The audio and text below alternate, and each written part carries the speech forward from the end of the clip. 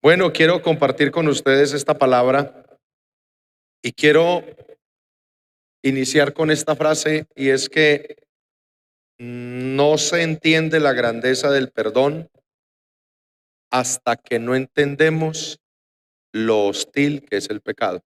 Escuche eso.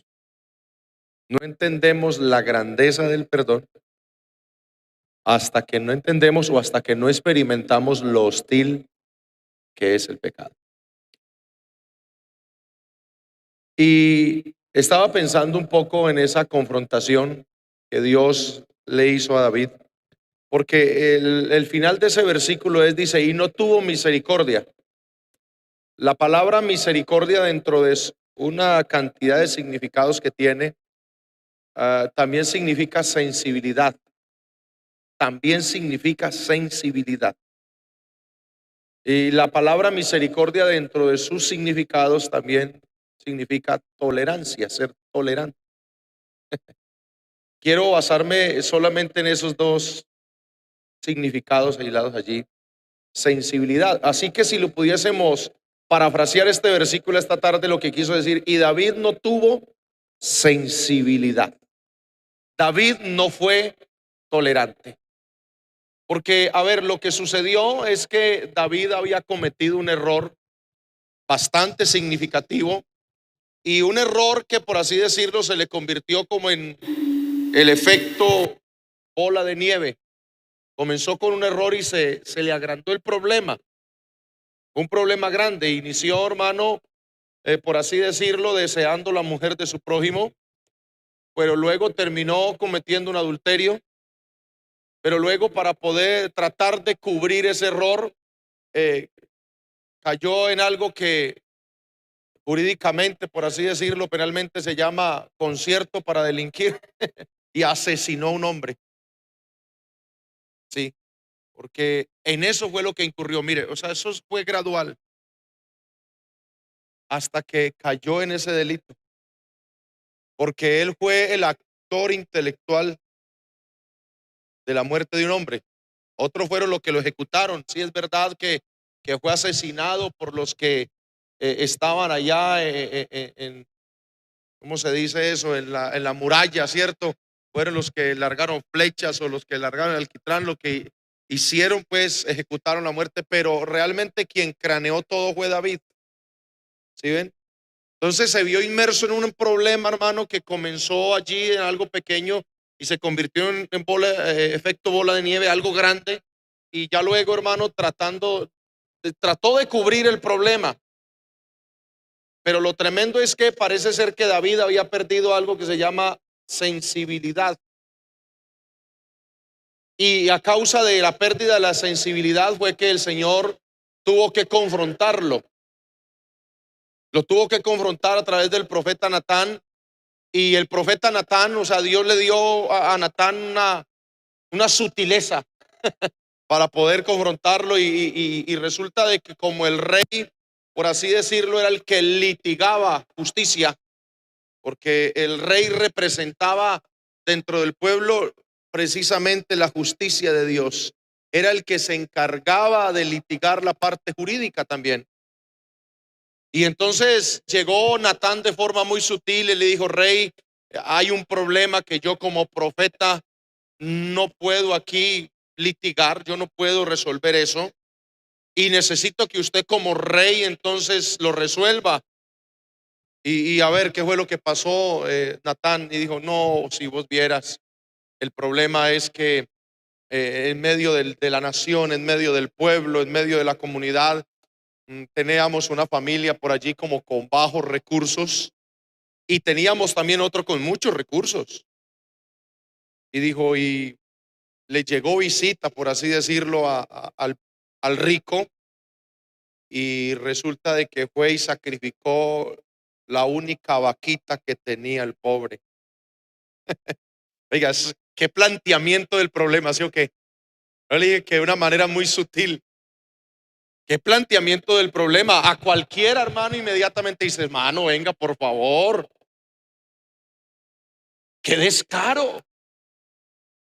¿Cómo se le ocurre? Eso es un abuso. ¿Cómo se le va a ocurrir a esa persona a ese hermano. Hombre, ¿cómo se le va a ocurrir eso? Y entonces dice el texto de forma literal que entonces se encendió el furor de David en gran manera, se alteró en gran manera, se descompensó emocionalmente y dijo: hombre, no, no, no, no, no, ¿cómo es posible que alguien haya hecho eso, Natán? Y dijo: vea, vive Jehová, interpuso juramento. Dijo: vive Jehová, que el que hizo tal cosa, que lo maten. Dijo: que se muera, es digno de muerte. Pero espere, Natán, antes de que lo maten, que pague la cordera. Dijo: porque si se muere, hermano, ¿quién paga? Dijo: que reponga la cordera, y después de que reponga la corderita, sacrifíquenlo, mátenlo a él. Oigas, tremenda sentencia. No tuvo que pensarlo David. Dijo: no, aquí no hay nada que pensar. Esto es sencillo, este juicio no necesitamos hacerle ampliación de audiencia a esto. No, no, no, no, no. Necesitamos ya dictar sentencia, que muera. Y dice que no tuvo sensibilidad, no tuvo tolerancia, no tuvo misericordia. Y después de que David dicta la sentencia como juez, entonces Natán le dice: rey, estoy parafraseando, ¿no? Rey, ¿a usted no le gustaría saber contra quién fue que dictó la sentencia? ¿A usted no le gustaría saber quién fue el paciente que se comió esa corderita? ¿Quién es el que la tiene que pagar y luego de pagarla morirse? ¿No le gustaría saber, rey? Estoy aquí, cierto, para y hombre, pues ya que lo dices, Natán, sí, a la verdad. ¿Quién fue? Tú.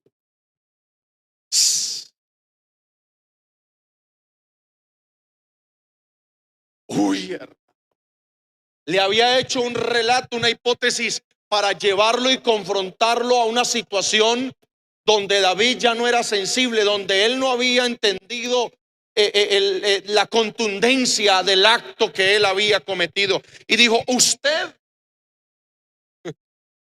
qué pensaría? Deje volar la imaginación. Entonces, ¿qué haría David? Dijo: sí, que se siga la sentencia, ejecútenla. No, no, no, venga un momentico. Perdón la expresión tan callejera, pero es que cuando involucran mi pellejo, ahí la cosa es diferente. Cuando la cabeza que está en la guillotina del otro dicen: corten la cuerda. Pero cuando es la mía, no, no, no, espere un momentico. Allí entonces David tuvo que: venga, espérate un momentico, por favor. Yo sé que la sentencia fue fuerte, determinante, pero espérate un momento. ¿Sabe por qué? Porque ese fue el momento preciso donde David llegó a comprender la grandeza del perdón. ¿Y sabe solo por qué comprendió la grandeza del perdón?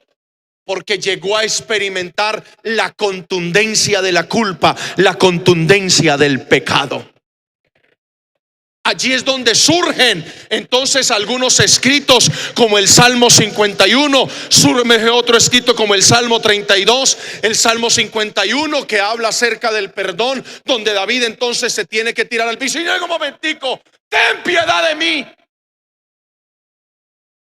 El que Dios tuvo misericordia, el que lanzó un juicio execrable, fuerte, entonces ahora dijo: tengan misericordia de mí, tengan bondad. Y le dice al Señor: conforme a tu misericordia. Y le dijo: ¿y eso no fue lo que te faltó a ti? O sea, sean sensibles, sean tolerantes. Dice: ¿y eso no fue lo que te faltó?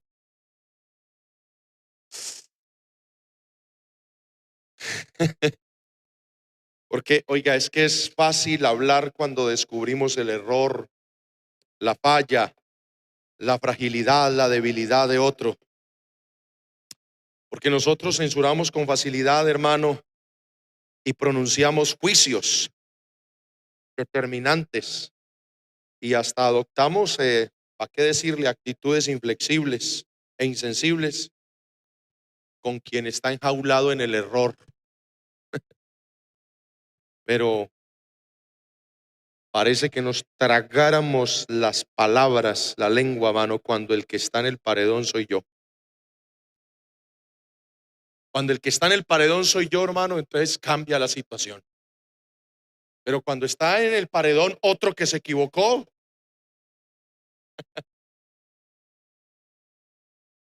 yo agarro la piedra. Pero cuando soy yo, ahí es cuando parece que, hermano, nos tragamos las palabras, cuando yo soy el acusado, cuando yo soy el frágil, cuando yo soy el sentenciado, cuando el que necesita una actitud de misericordia soy yo. Por eso el Señor tuvo que poner a David a confrontarlo en esta situación. ¿Sabe por qué? Hombre, porque es extraño que David esté en una condición de insensibilidad. ¿Por qué es extraño? Porque es que precisamente el Señor, cuando escoge a David, cuando lo llama por su sensibilidad. Porque cuando el texto dice que halló un hombre conforme a su corazón, no estaba hablando de esa parte incorruptible, intachable, que David fuera un hombre que nunca se equivocaba, sino que David consideró que el Señor consideró que en David había una cualidad muy similar a la que había en él, la sensibilidad. Porque es que en David, la vida de David se había comportado de esa manera. De tal manera que, para definir a David cómo pastoreaba a Israel, dice que lo pastoreó con la pericia de sus manos. Esa palabra pericia no habla de sagacidad, sino que habla precisamente, hermano, de la ternura con la que él pastoreó a Israel. Pero ahora el que pastoreaba con pericia, con ternura, con sensibilidad, se volvió un insensible. Se volvió un insensible. Parece ser, hermano, entonces, que ya no consideraba que si otro se equivocaba era porque era tan humano como él. Quizás ya se ubicó en una posición supra, porque es que a veces nosotros, hermano, parece ser que nos ubicamos en esa posición. Nos convertimos como en los supraespirituales, como en la crema innata de la fe, de la IPUG.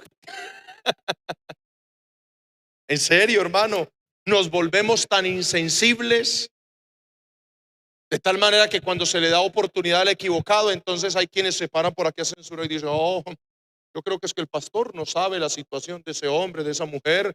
O a veces cuando llega gente a la iglesia, yo he tenido que escuchar, te dicen: oiga, porque no saben ni quién fue el que entró, ni quién fue el que llegó.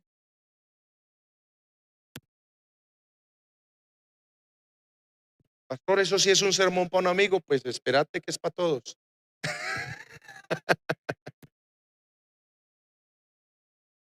Porque yo creo que todos aquí, hermano, por así decirlo, cortando en el mismo rasero, todos hemos sido afectados por lo mismo, por el pecado. ¿Sí o no? Y creo que no me estoy equivocando, pero absolutamente todos los que estamos aquí fuimos afectados por el pecado.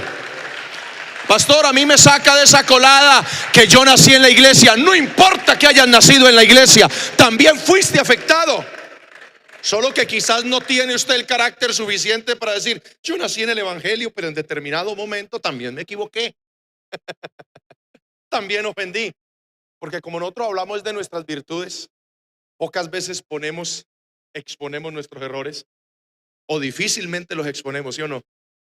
Nosotros hoy somos buenos para hablar del error, pero de otro. El mío no. El mío no. De mí yo hablo mis virtudes. De los demás yo hablo sus defectos y errores. Debería ser al contrario, ¿cierto? Hablar de mis errores, de mis defectos, y de los demás hablar de sus virtudes. ¿O no? Así que todos aquí hemos sido afectados por el pecado, pero tampoco podemos negar que hemos sido beneficiados por el amor, por el perdón, por la bondad de Dios. Esa es otra verdad. Si la primera es una verdad inequívoca, la segunda es más contundente: que hemos sido beneficiados por la bondad de Dios. Así que el problema, ¿cuál era? El problema era alguien que había sido beneficiado por la bondad de Dios, pero no estaba comprendiendo que esa misma bondad con la que había sido tratado, otro también la merecía. Aleluya. Y entonces ahora, hermano, el que se enfureció en gran manera, el que se comportó como un león, ahora se tiene que volver como el perrito Valdero. Uy, venga, esconderse y decir: hermano, no, no, no. Natán, no tenga en cuenta lo que yo dije, hombre. Me emocioné, Natán.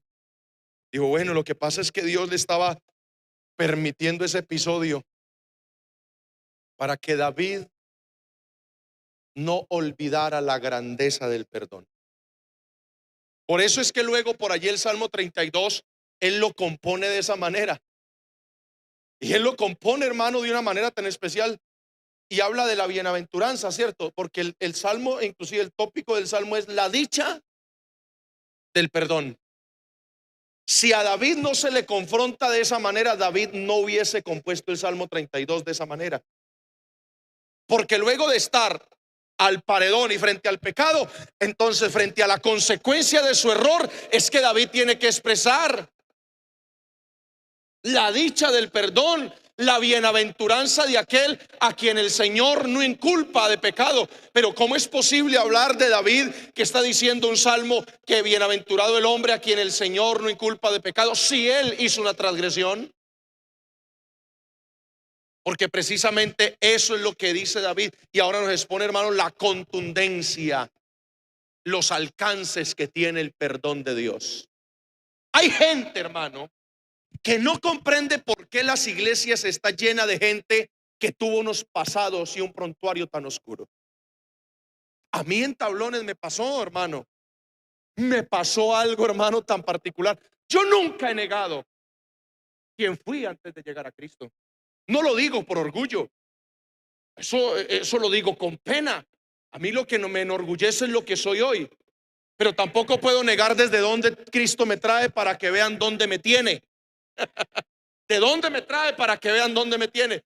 Y recuerdo un día que salí a comprar algo, hermano, a pie. Ahora hay portadores. Cuando llegué a una parte y estaban unas personas doblando codo y charle. Y yo llegué también ahí muy sutilmente por detrás cuando estaban en una conversa. Y a que no saben de quién estaban hablando. ¿A qué no sabe Edward de quién estaban hablando? De usted. No, estaban hablando de mí. Y uno de ellos le estaba diciendo ahí doblando codo y dijo, ¿y usted sí se dio cuenta que allá en esa iglesia, que es que el pastor, ese señor que es que fue malo? Así, hermano, pero así de forma exagerada habla. Es que ese señor que es que fue malo. Digo, eso que es que estuvo en la cárcel. Yo escuché ahora días que yo pasé por ahí y él estaba hablando y estaba contando y contando de cómo había sido. Digo, no, dijo, imagínese, si así fue el pastor, ¿qué podemos esperar de esas pobres ovejas? Ay, hermano. Hablando allí. Y yo, hermano, como si tengo algo, y es que yo al necio no lo dejo con la palabra en la boca. Yo podía haber pasado por alto. No, yo me les metí ahí a la conversación y le dije, caballeros, ¿cómo les va? Entonces, como uno de ellos no me distinguía, el otro quedó así como, y el otro dijo, ¿y quién es él? Dijo, el pastor, hermano.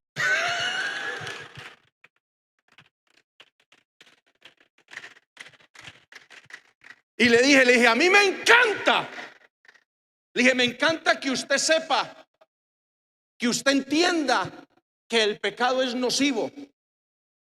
Le dije, que esté exponiendo aquí con sus amigos mientras departe con estas cervezas, que sí, que los hombres tuvieron una mala conducta. Digo, pero me encanta más llegar en este momento para poder explicarte lo siguiente. Le dije, porque tú te quedaste con la primera parte, pero no conoces la segunda parte.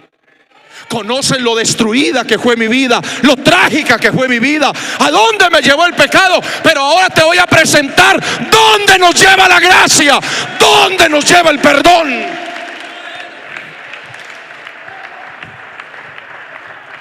Yo vengo a decirle esta tarde aquí de la grandeza del perdón, porque conocí lo duro que es el pecado, lo duro que es vivir sin Cristo, lo difícil que no es tenerlo a Él, hermano.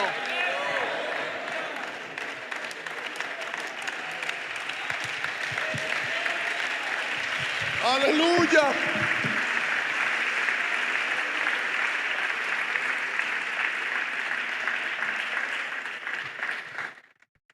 Y hoy disfruto de la grandeza del perdón, pero porque también tuve que vivir lo difícil que es el pecado. Yo andaba en una ocasión con un hermanito que lo llevé a un evento y entonces, bueno, compartimos con muchas personas, muchos tratos. Aquí una persona me conocía, me reconocía y entonces me dijo, ay, pastor, dijo, tan bonito, a usted como lo aceptan en todo lugar. Y le dije, pero usted no sabe cuánto me han rechazado también. Y usted no sabe cuánto me han rechazado. Le dije, porque quizás los que ahorita me abrazan y me conocen es porque saben ahora mi presente. Pero los que han conocido mi pasado y los que han estado inmersos en mi pasado no tienen la misma actitud que ellos. Vea, ¿cómo le parece, hermano, que, pero permítame les cuento, ¿cierto? Yo, a ver, yo conocí al Señor, eso más o menos fue promediado a los 18 años así. Yo estrené cédula en la cárcel, literal. Entonces estuve en la cárcel, hermano, el tiempo total fueron 5 años y medio, 5 años, 6 meses. La condena fueron 45. Pero resulta que Dios hizo algo muy especial y cuando yo llevaba 4 años pagando cárcel, me, me dieron permiso de 72 horas. Dios hizo algo glorioso, hermano, y salía permiso de 72 horas. Y en un permiso de esos de 72 horas, me invitaron a predicar a una iglesia. Me invitaron a predicar a una iglesia. Y entonces resulta, hermano, de que de esas cosas que uno no sabe decir si de buenas o de malas, porque me invitaron a predicar en la iglesia del barrio Victoria en Tuluá. Y resulta que en el barrio Victoria en Tuluá, en ese sector era donde yo había hecho muchas fechorías, había hecho cosas muy delicadas, delicadas, hermano, muy delicadas. Y me invitaron a predicar y yo dije, bueno, pues igual es en la iglesia. Pero cuando yo llego a la iglesia, vi que estaban sacando sillas y equipos. Entonces yo le digo al hermano, le dije, el culto no es acá adentro. Me dijo, no. Digo, es en la carrera 34. Y yo dije, ay, no. En la uy, me dijo, sí, el culto es allá, aprovechando, hermano, para los amigos, que la gente escuche. Y le digo, uy, hermano, yo por dentro me hubieran hecho de culto aquí, hombre. Me hubieran hecho de culto acá. ¿Por qué? Porque precisamente en la carrera 34 había un sectorcito más donde había hecho mucha maldad. Vea, y uno puede sonar que son coincidencias. Y cuando nos fuimos al lugar, llegamos precisamente a la esquina donde yo había hecho tremendas fechorías. Y comienzan a hacer el culto yo, de esas cosas que uno literalmente dice, trágame tierra. Uy, Señor, fuera el arrebatamiento en este momento sería una maravilla. Claro, hermano, es que el pecado produce pena, hermano. Yo ya no lo practicaba, pero había dejado un prontuario, ¿cierto? Y hermano, y listo, ahí en esa esquina, y cantan, y bueno, dice, y ahora vamos a pasar al predicador. Aquí tenemos al hermano Fabián Barrantes. Mi apellido, hermano, de por sí como es raro, pues se reconoce fácil. Cuando dijeron Fabián Barrantes, yo sentí que abrieron una puerta al frente, ¡pam! Y salió una señora así, hermano. Hermano, cuando yo veo a esa señora, dije, esta belleza vive todavía. ¿Ah? Esta belleza vive todavía, hermano. Pues resulta, hermano, que salió esa señora y se paró ahí. Y cuando me pasaron y yo saludé y comencé a predicar, la señora interrumpió: ¡sinvergüenza! ¡Descarado! Voy a decir otra frase muy fuerte: caripelado. Digo, ¿a usted no le da vergüenza tener que venir aquí ahora a picárselas de santo? Me interrumpió el sermón, hermano. Y yo me lo dejé interrumpir. ¿Para qué le digo? Me lo dejé interrumpir. Dijo, ahora después de todo lo que hizo y después de lo que hizo en esta calle y en esta esquina, y ahora va a venir aquí de caripelado que es que a predicar. Digo, por eso es que yo no creo en esos evangélicos. Y me dije así, la última frase que me soltó así, dijo, a mí no se me olvida quién fue usted. Ay, hermano, ahí fue donde comenzó mi sermón. Realmente ese día, hermano, Dios usó a esa señora para componerme el sermón. Porque cuando me dijo, a mí no se me olvida quién es usted, le dije, eso es lo que me gusta. Le dije, y qué bueno que estén escuchando, porque sí me avergüenza lo que hice un día, pero no me avergüenza lo que hizo Cristo conmigo. Y le dije, vea señora, qué bueno que todavía tenga fresco en la mente quién fui yo, para que esta noche sepa quién soy ahora por el amor y por la bondad de Dios.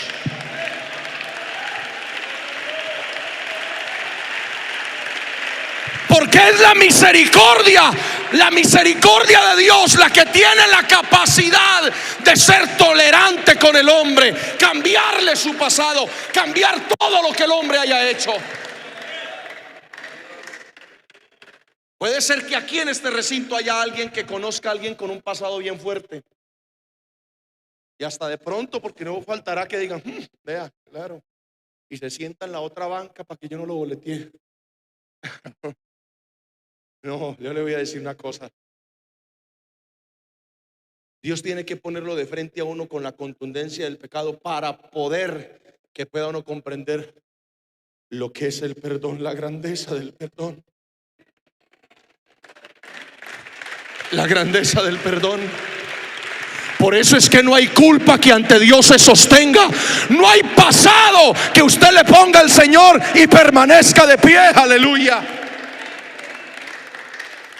Por eso es que existe el perdón, el amor, la bondad de Dios, la misericordia. Usted se imagina, hermano, si no existiera el perdón, la bondad de Dios, ¿qué sería de este mundo con tanta persona que nos hemos equivocado en la vida? Si está llevado así, con tantos que ya ha perdonado el Señor, hermano, dígame qué tal que todos los que estamos aquí estuviéramos en la calle todavía ejecutando maldad. Perdón que lo diga aquí. ¿Usted se imagina todavía las calles con toda la cantidad de drogadictos que hay hoy aquí? Tirando humo allá todavía. Ay no, pastor, aquí el único con un pasado fuerte fue usted. Ay, venga con cosas. ¿Usted se imagina todavía las calles, hermano, con esa cantidad de fornicarios que éramos? Sí, con toda esa cantidad de tomatragos que había. Pero es la bondad de Dios la que ha hecho esto, aleluya. Pero Dios nos tuvo que poner frente al paredón para que nosotros reconociéramos. Aleluya. Así que entender esto de la bondad de Dios es una grandeza, es una misericordia, es una bienaventuranza. Usted no se sienta aquí con camisa de fuerza, que es el más desdichado que le tocó. No, esto es una bienaventuranza. A mí el Señor trató conmigo en la cárcel cuando no había ni un creyente. En ese momento la cárcel tenía asignamiento. Asignamiento es que tenía más del cupo que debía tener. La cárcel estaba más o menos para unos 700 presos y en ese momento habían 1200. O sea, habían 500 de sobrecupo. Y cuando Dios me salvó a mí, hermano, en medio de esos 1300, 1500, 1200, me salvó a mí. Y yo un día, Eduardo, me paré en la mitad del patio, hermano. Y yo dije, yo no soy el único ladrón que hay aquí en esta cárcel. Y usted me salvó a mí. Yo no soy el único delincuente que hay aquí en esta cárcel. Y usted me salvó a mí. No soy el único que tiene sus manos manchadas con sangre y usted me salvó a mí. Donde yo quiero conducirle con esta palabra, hermano, es que la misericordia de Dios tiene unos alcances maravillosos, aleluya. Por eso nosotros no podemos ponernos en una posición indiferente. Y le quiero decir, amigo, sea lo que sea tu pasado, Dios tiene la capacidad de transformarlo. ¿Sabe cómo terminó ese día ese sermón? Ese día terminó con esa señora que abrió la puerta para acusarme y para boletearme. Terminó ella arrepintiéndose ese día ya. El sermón fue hasta cortico, pero fue preciso, hermano.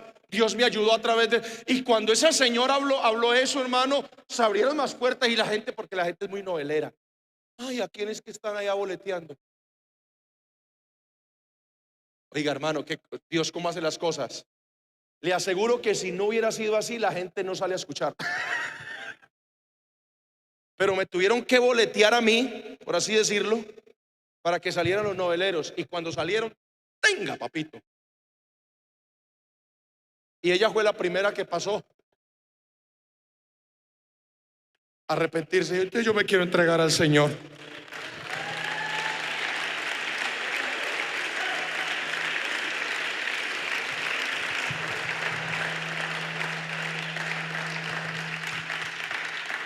Hay gente que le es incómodo porque Dios salve personas con pasados muy fuertes.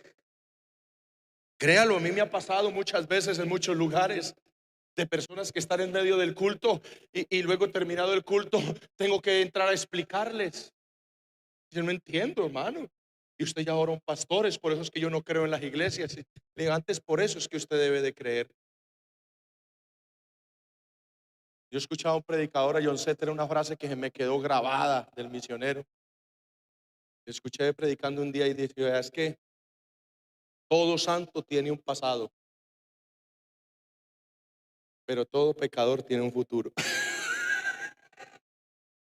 Sí, hermano, permítame decirle, amigos que están aquí esta noche, usted aquí nos ve ahorita bonitos, bien vestiditos, con cara de santos, bien elegantes, bien bellos, pero tuvimos nuestro pasado. En serio, tuvimos nuestro pasado. Absolutamente todos, de una manera o de otra, pero tuvimos nuestro pasado. Pero un día hicimos parte de aquellos que tenían un pasado muy fuerte y ahora tenemos un futuro, pero qué cosa tan elegante.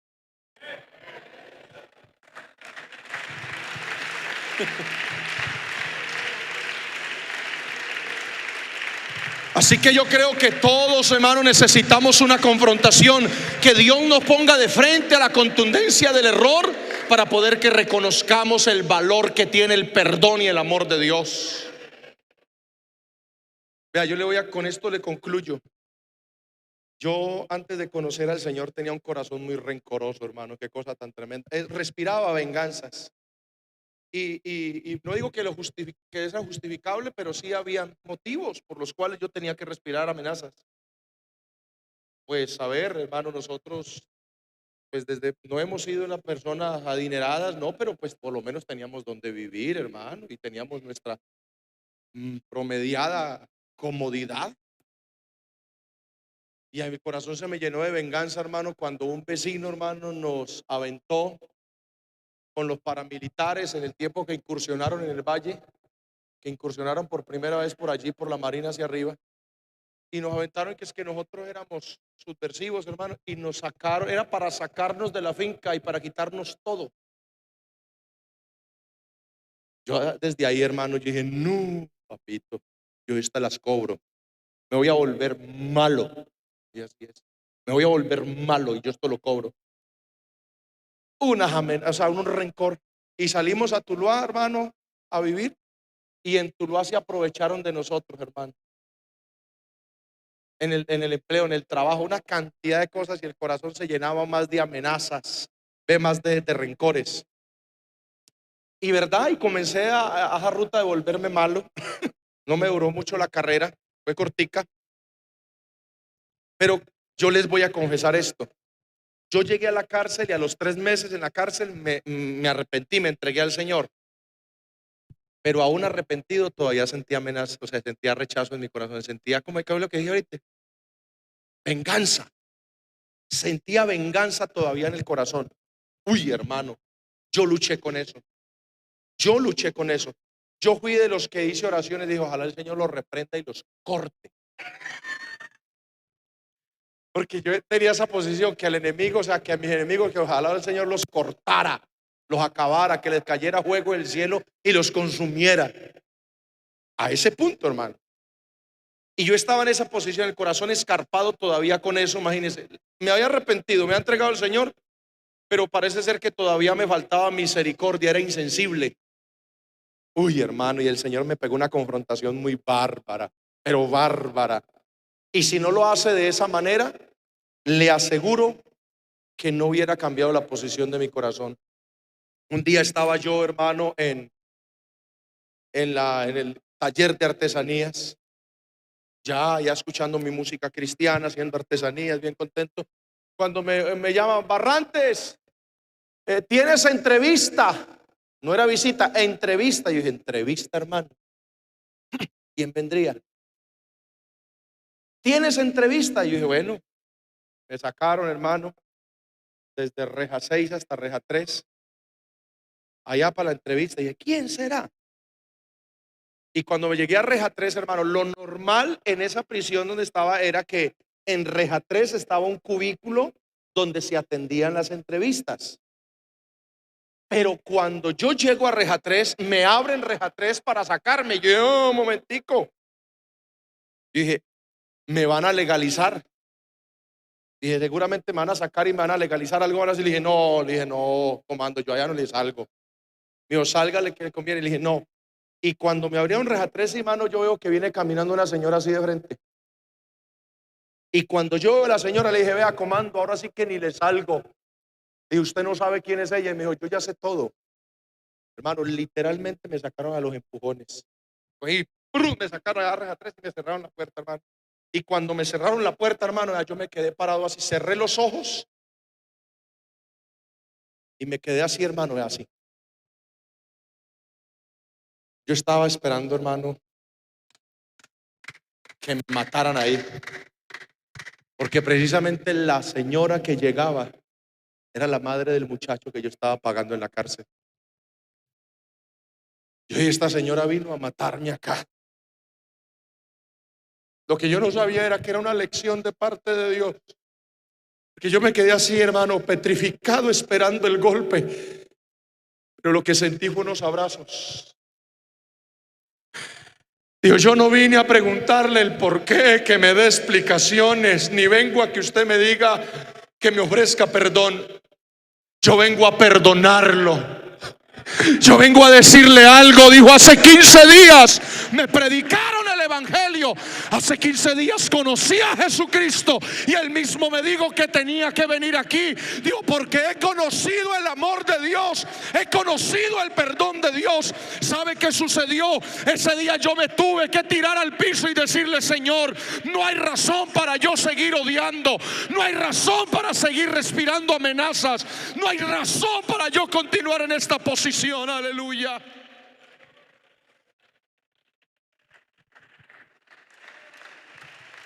Yo sé que aquí a alguien esta noche, a través de esta palabra, Dios le está sensibilizando, concientizando.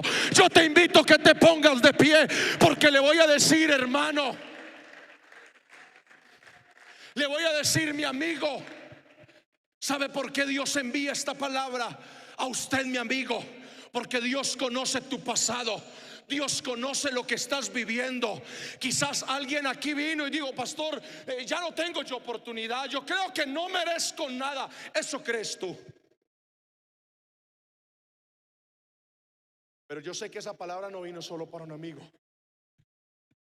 Estoy 100% seguro que esta palabra vino para alguien que ya es perdonado, pero el corazón se le está volviendo insensible.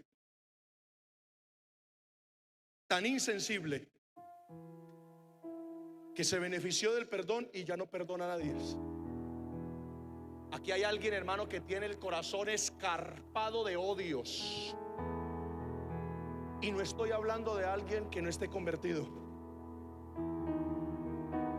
Aquí hay alguien que tiene el corazón escarpado de resentimientos,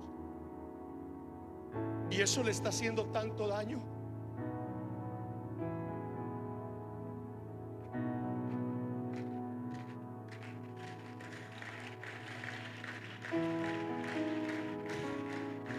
Pero ¿sabe dónde es que quiero concluir? Porque es que hay algo contradictorio, sierva. Mira, predicamos como iglesia el perdón de Dios, el amor de Dios, que el amigo comprenda el amor de Dios, ¿sí o no? ¿Y no cree usted que si somos una iglesia que predica la bondad y el amor de Dios, entonces nosotros debemos entenderlo y disfrutarlo y aplicarlo a plenitud? Porque si yo voy a decirle a alguien déjate amar por Dios, también tengo que decirle es que Dios te quiere amar, pero a través de mí. Es que Dios quiere tener misericordia contigo, pero la quiere tener también a través de mí. Porque a veces queremos que Dios tenga misericordia con el sujeto, con la persona, pero Dios dice no, pero es que yo voy a tener misericordia contigo y lo voy a hacer a través de ellos. Porque es que la misericordia de Dios se hace visible y patente a través de nosotros.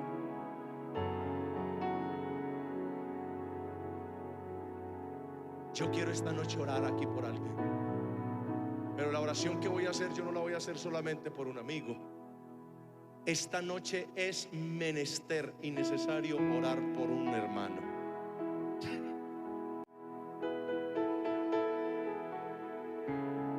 Y yo no voy a invitar a un hermano a arrepentirse, pero la invitación está concentrada en esto. Yo quiero invitar a alguien que venga y le diga al Señor: no permitas que me vuelva insensible.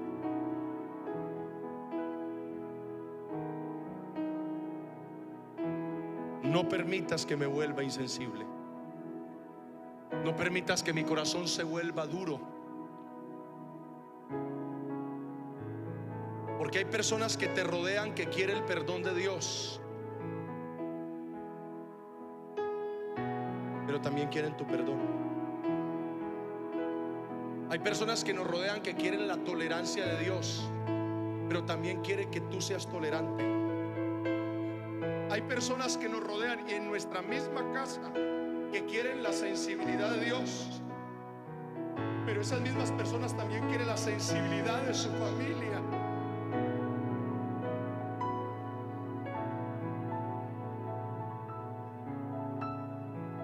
Porque están hartos, cansados de rechazo. ¿Y cómo es posible que nosotros mismos tengamos rechazo? Y no tuvo misericordia. No, pero yo creo que esta noche aquí, hermano, precisamente aquí hay una celebración de bondad, de misericordia, un ofrecimiento. Aquí esta noche hay un ofrecimiento de misericordia y de bondad. ¿Y saben para qué sirve la misericordia? Te lo voy a decir y te lo voy a descifrar así, de esa manera. La misericordia actúa para que las consecuencias no lleguen a tu vida. Es la parte tolerante de Dios. Nosotros por haber pecado merecíamos muerte. Así como David lo reconoció, dijo, merece morir. David reconoció que merecía morir, pero luego él mismo se benefició de la misericordia y dijo, yo era el que merecía morir, y luego la misericordia actuó, intervino y no morí. ¿Qué cree usted que merecería yo sin Cristo? Y la misericordia, hermano, vea, le voy a decir, yo literalmente fui el desecho de la sociedad, por así decirlo. Pero cuando la misericordia me benefició, dejé de ser el desecho.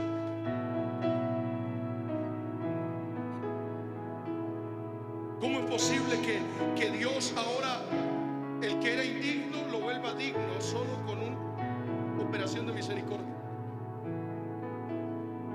Tú necesitas la bondad de Cristo en tu vida. Oh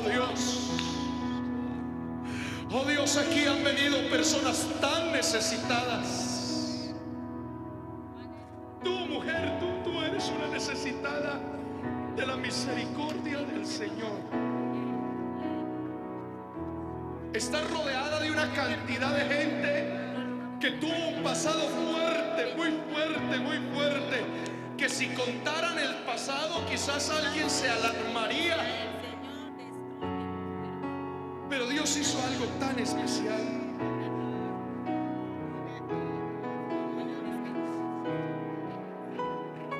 Esta noche Dios quiere ponerte de frente a tu error, a tu equivocación, para poder también ponerte de frente a su perdón.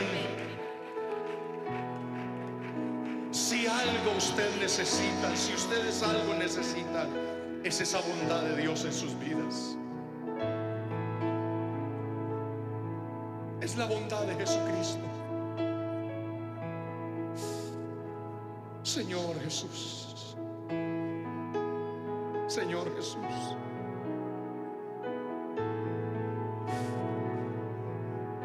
esta noche tu bondad, tu sensibilidad, tu tolerancia, Señor, sobre nuestras vidas. Hay personas que han venido aquí sedientas, necesitadas de ti.